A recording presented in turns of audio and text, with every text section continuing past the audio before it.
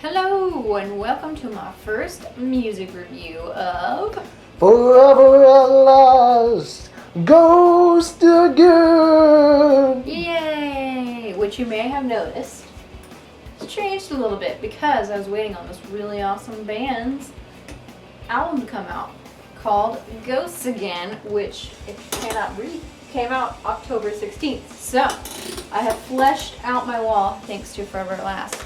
Now, Forever at Last they're friends of mine. Kind of hang out with them a little bit, and they're really cool people, really just solid, nice people that have really cool dreams and goals in life. And I was so excited for this record to come out because they're awesome.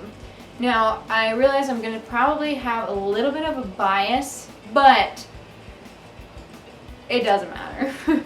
Ultimately, my reviews, I'm just going to give really positive reviews. I'm going to give a little bit of, I guess you could say, critique of just like what I want to see in the future. And that's what I want to do with my reviews. You're not going to come to my channel and see negative music reviews.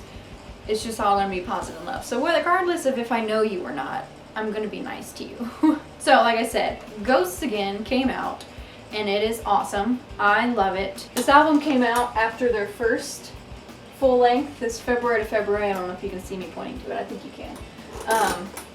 And this is a more mature record than their first album, I think. I think it has a lot of moments that show a band really growing. They just got signed to Victory Records, which is a label that a lot of my favorite bands have put albums out on. And that's super awesome. It just sounds like now that they're on that label, they're able to have a broader audience and they're just going for it and want people to really like listen to them, and I think that's so cool. I think this record is definitely more mature, but I think it steps out, they step out of their hardcore heavy scene, which is kind of what Indianapolis is most associated with, I would say, and they still have heavy moments on the record, but they add more to the pop punk emo side of things that they've explored a little bit in the past. I think the production is definitely a lot better on this one, but they're signed and they have a lot more resources. I think there's a lot more little tiny moments, a little more experimentation on this record, adding new elements that they haven't added before, like they have an acoustic guitar on one track.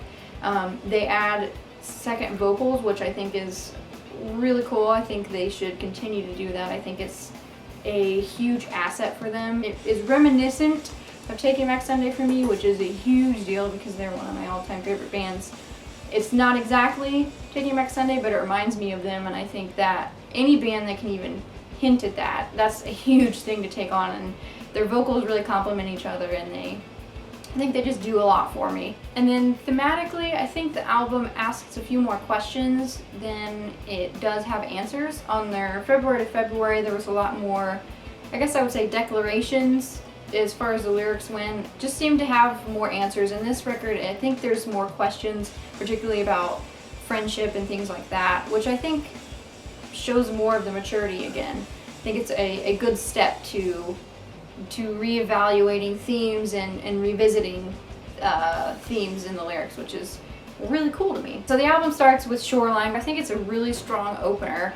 It's really fun. It starts out with some nice punk backbeats, which is something they do pretty well. It introduces those dual vocals and more in the harmonies, but I think that's a really important step, saying, you know, hey, we're still the same band, but we're a little different now, but we're still strong and we're still awesome and we're still rocking. The vocals are very passionate, I think, especially starting on this first song, and then they just continue being passionate. I love that Brittany's adding this little like pop squeak noise, I guess I would call it, like in the beginning and the end of her singing, and there you can hear more of the breathing, and I think that's just cool for me. I think it's really cool. I love that she's adding more character to her vocals. I think that's really important for her development as a vocalist, and I'm super stoked to see where she goes with that. And then the album goes to the second track, Machines, which is debatably my favorite song on the album. It reminds me a lot of My Chemical Romance, which is super cool because that's Brittany's favorite band. But Machines just starts out with a nice little melody and it goes up into the falsetto, which sounds awesome. And then it just keeps going, and it has a nice little pre-chorus where the lyrics are just kind of choppy, like, who cares, I'm out. And I think that's even though it's poorly sung, I think that's just really unique for Britney's style of singing and vocals. It adds more of that pop element, which I think is really cool. And then they have a nice heavy chorus, which I think plays to their heavy and pop punk elements of their songs. And then we move on to the third track, Bad Blood, which is technically, I think, one of the singles for the album. They have a really cool music video for it that you should go check out. But this song, it definitely stands out as a single for me. It's really catchy. I get it stuck in my head all the time. It has a little bit more of like an emotional vibe to it, especially with the guitar riffage. It's just a really solid song. And then we move on to the fourth track, Ghost in the Attic, which is, I'm tying this with Machines as my favorite song because this song has a really strong dual vocal chorus, just a whole moment, and it's so glorious and beautiful. And I think Zeke's vocals just sound like heaven to me with Britney's vocals. They are awesome. And then of course it has the nice little piano intro, which is something that I think is a nice little element, and I would love to hear more of those little moments at the beginning and ends of the songs, because I think it would help the whole entire album bleed together a little more and have more moods to it. And then we have One and the Same, the fifth track. It has some nice whispering in it, and at the beginning I think that's a nice new element. Just a solid song. And then part 2 is a really clever song. My husband and I were listening to this album in the car, and we were like, we've heard this song before. This is One Head Many Minds off their first album. And we were kind of like, maybe they just redid, like they just recorded the song since they're like signed now. But it's just ever so slightly off. And it's so clever because they revisit the old theme of that song and kind of, show where they're growing. And I think that's really important too. I think a band should grow more, and I think I would love to see more of that, revisiting those old themes and just seeing where their growth is. And it was so clever musically for that, so thank you for that. And then you have Days of Night, which I think is their heaviest song on the record, which will definitely appease the interest of a lot of the hardcore kids in Indianapolis and just that know FAL's music. Really solid song though.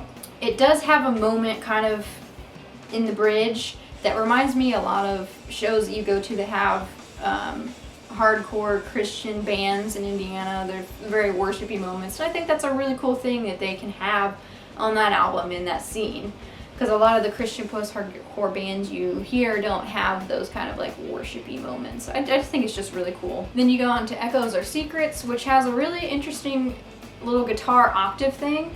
I think I would like to hear a little bit more after the main riff is going, especially kind of when they transition into the verse. I think I would like for it to go somewhere off the note it is, but it's so clever.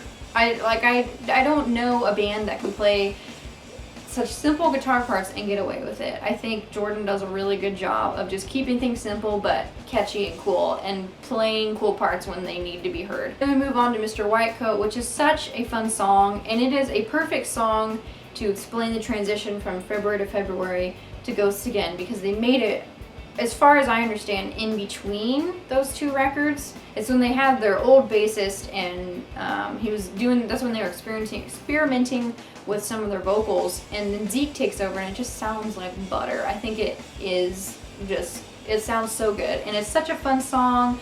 It's nice and gritty, and I will just say that this song is a nice banger. It's a nice banger tune, so you can just bang your head to it, and I could just see people going to a show and just banging their head, which is a good way to go for any band, I think. And then we end the album with The Cardboard Rule, which I think is a nice strong outro too. It introduces some acoustic guitar elements, which is really cool. We haven't heard that from Forever At Last in any of their album songs anyways. Again, Zeke's vocals are really nice with the dual vocals. They mesh a little more at the end, and I think that sounds really cool. A lot of bands don't do that very successfully, in my opinion. It also has some nice guitar riffage. There is also a little violin riff in there that I think is really cool, but I would love to hear the guitar also doing that riff together. I think it would build the song in an interesting way. Again, just my opinion. And then the song ends, I guess, kind of abruptly, but I think it makes a strong end. I think it makes you kind of think about the album a little bit and think about what they're saying, which is really cool.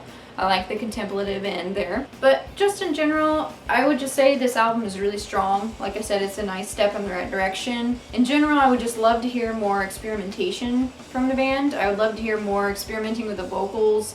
Brittany adds a lot of character to her vocals in this album. I'd love to hear more of that. I think you can hear more of her natural voice in this. I think her tone is really developing, and that's awesome. I would love to hear more guitar riffage, and I know that's so hard to do because they only have one guitarist, and that's kind of hard to do, to have to play rhythm and lead at the same time. But if I had it in a perfect world, I would just want to hear a little more soaring guitar riffs, but that's because I'm a guitar player and that's what I want to hear. And the biggest thing for me, I would love to hear more dual vocals, because I love Brittany's voice with Zeke's voice.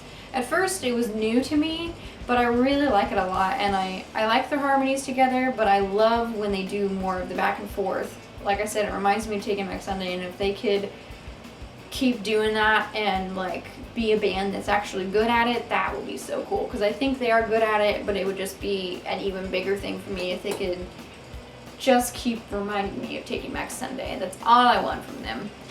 Just kidding. But anyways, this album was really solid. First music review, and I'm super excited for what comes in the future for Forever at Last. Kudos. I hope this encourages you a lot, because you're doing really awesome.